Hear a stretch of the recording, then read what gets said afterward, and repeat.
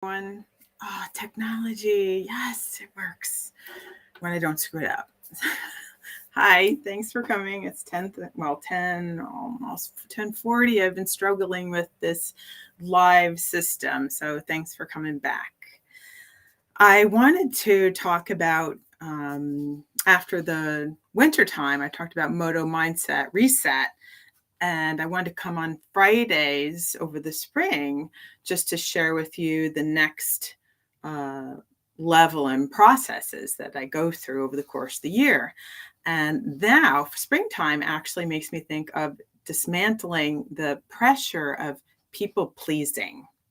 Now that's a big one. It's pretty complicated to go through. So what I want to do is take about 15 minutes out of your time, out of your day. You can always come back and visit and just go through some of the different aspects of not worrying so much about what other people think, because you will lose your voice, you'll lose your energy, you'll lose your excitement for life if you worry about what other people think about you. And a lot of times people don't even really care. um, and when they do look out at someone else, they're just kind of reflecting what the limited information that they have. And sometimes you can inspire people more than you think to move along in life. And that's why I've actually started to set up all that I've done, is because I wanted to help people get out from underneath what it is that holds them down in life and move forward. Because there's so much change in life, and we have to be open to change.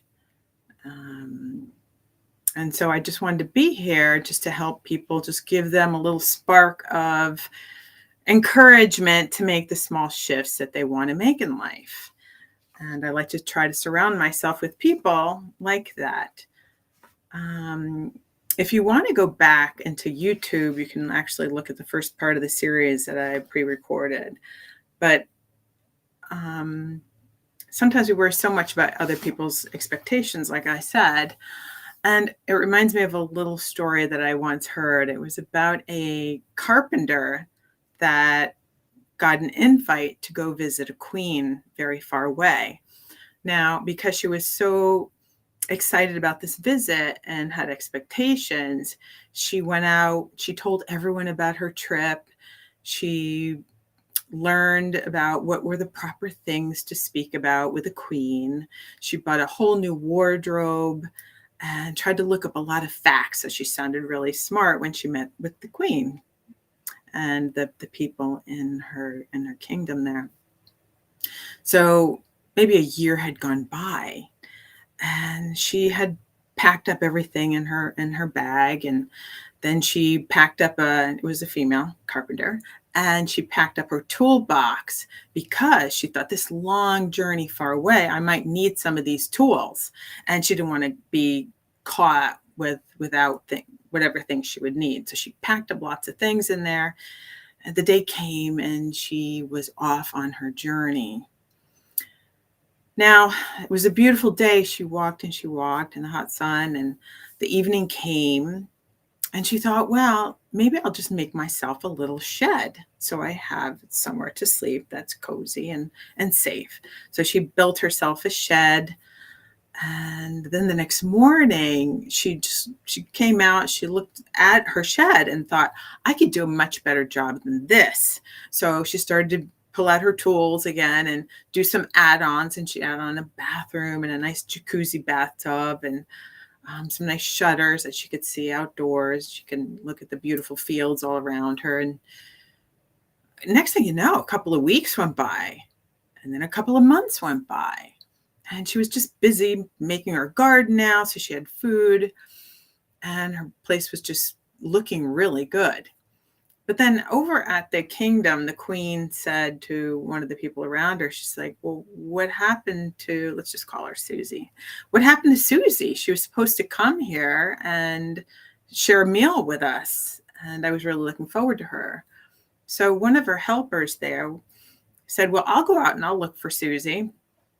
So she said, okay, go look. And So she went and she found her way to Susie. And she said, Susie, what are you doing? The queen's expecting you. She's really looking forward to hearing all about your life and your adventures. And she said, well, I made this nice house here. And if you want, come inside, have a meal. We can talk about it and make our way the next day. And the helper said, no, I don't want to go inside the house. I'll eat outside. Let's eat outside at the picnic table here, and then we can be off in the morning. So she said, okay. So they had a nice dinner that evening. Susie shared all about her house and showed her around outside and how it looked. And then the helper said, okay, well, we're going to pack up in the morning. We're going to go. Susie said, okay. But the morning came and Susie wasn't ready. She just couldn't peel herself away from her new home that she was so excited about. So the helper said, all right, well, I'll wait for you. But let's try to get things together so we can make our way over to the kingdom. Well, a couple of months later, Susie finally closed up her house, packed up her tools, and she and the helper went down the road to make their way towards the kingdom. And then came a stormy night. And Susie said to the helper, I need to just make another house. I need to make more shelter because I don't know if we're going to make it. So the helper said, well, I'm here for you and I'll wait. You make the shed, but I won't. You make your little home, but I'm not going to go inside. I'll stay out here and wait for you. Susie made her little shed. Then she added on a bathroom. Then she added on a nice little sunroom, and the storms passed, but Susie just kept adding on. And the helper was patient. She stayed outside, and she always waited for Susie to come, and they would talk. And then more months went by. And then one day, Susie said, okay, we'll pack up. So they pack up everything. Susie closes the doors again in her new little house, and they move on. Now, this goes on for months and months and years, actually, by the time they arrive to the castle. And the queen says, Susie, I'm so happy to see you. What happened? What took you so long to come here? And Susie shared that she had a difficult time leaving things behind. But this helper that the queen had sent helped her dismantle all the things that she just kept holding on to. And she was grateful to the queen for sending this helper. Why I talk about this is because sometimes we have a hard time getting out of our own ways to move forward. Because change, we can have a lot of anxiety around change and making our lives that much better. So sometimes we have someone that can come and help us take things apart in order for us to move forward. In the media a lot lately, a lot of social media, what's popping up for me is, I'm trying to remember, it was called the Art of Living. I don't know if anyone have heard of this. And so it's been popping up on my social media a lot. And for me, the art of living doesn't do any justice. Yes, it always sounds positive, but in order to get somewhere, we need to take things apart and we need to let things, I think more of the art of dying, because you have to let things die off in order to move forward and appreciate what's in front of you or what's on the road with you. And part of dismantling people pleasing is so key. And that's why over the spring, pretty much, I'm going to talk about different aspects of that. And I hope that I could help someone maybe dismantle some of the things in life that you are fearful of letting go. Because it's so easy to look at other people. We watch it on TV and we just say, oh, okay, I would not do it that way. I would change. And then, or even for our children or people around us. But when the time actually comes for ourselves to make our way to where we want to be, sometimes it's the things that hold us back. We're fearful of leaving. And the great thing about dismantling things that hold us back is that it gives us more energy and freedom to see the beauty in life, because one day we're going to run out of time. That carpenter was lucky that she didn't run out of time. She made it there.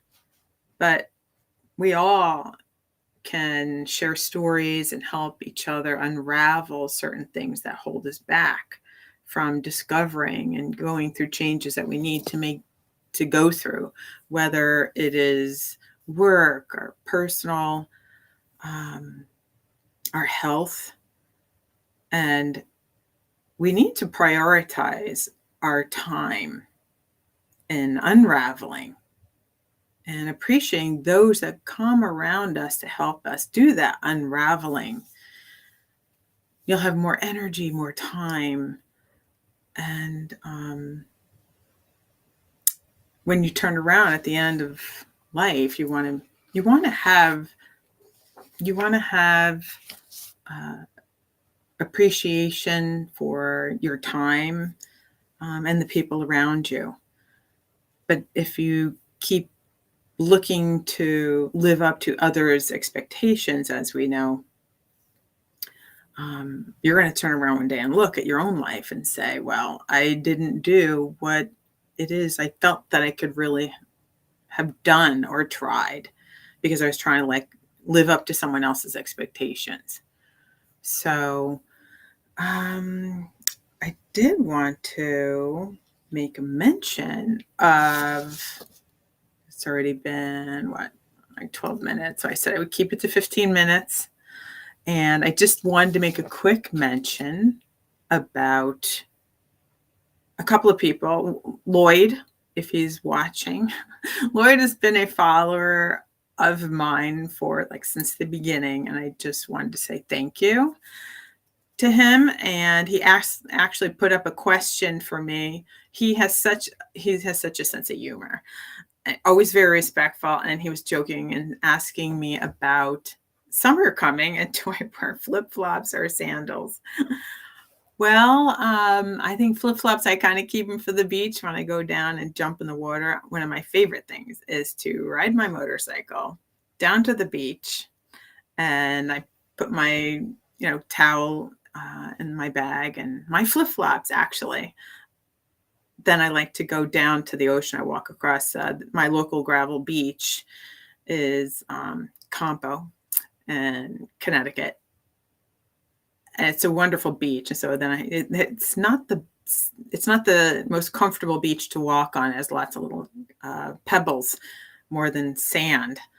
So you have to wear some flip-flops to get down to the water. But I love to jump in the water and enjoy just listening to the sounds of the children playing in the water and enjoying the families. But yep, that was his question. But flip-flops to jump in the ocean and then hop back on my bike. And what else? I did want to make mention of the polls that I put up. So last week I put up a poll on LinkedIn about what it is you do for your own mental health. Do you like things that are funny? Do you like to meditate? What are the things you'd like to do to help relieve your anxiety? And the two top things was comedy. And I know there's something else. I know comedy was a big thing. People love to laugh. So when I actually do a lot of my some of my postings, I will definitely add in more humor, because I was happy to hear that was way up there in reactions where people love the humor. So just wanted to do a shout out for a lot of the speaker sisters. There's a lot of women out there that have amazing messages. And we'd like to see more females out on the stages. So if you have something coming up, reach out to a wonderful woman that you know that has a great message, and get her back up, get her up on that stage. So let's lift up each other. And like I said before, don't worry about what other people think or pleasing other people, because they don't know your journey.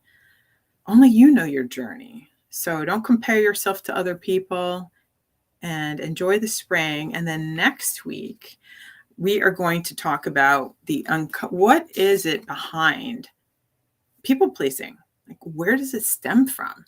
So we will chat about that next week, and I will be enjoying my ride on my motorcycle this week, and hopefully I will see you next Friday at 10:30. Again, if you have any questions, just write them down, but we are going to be focused on people pleasing and dismantling that.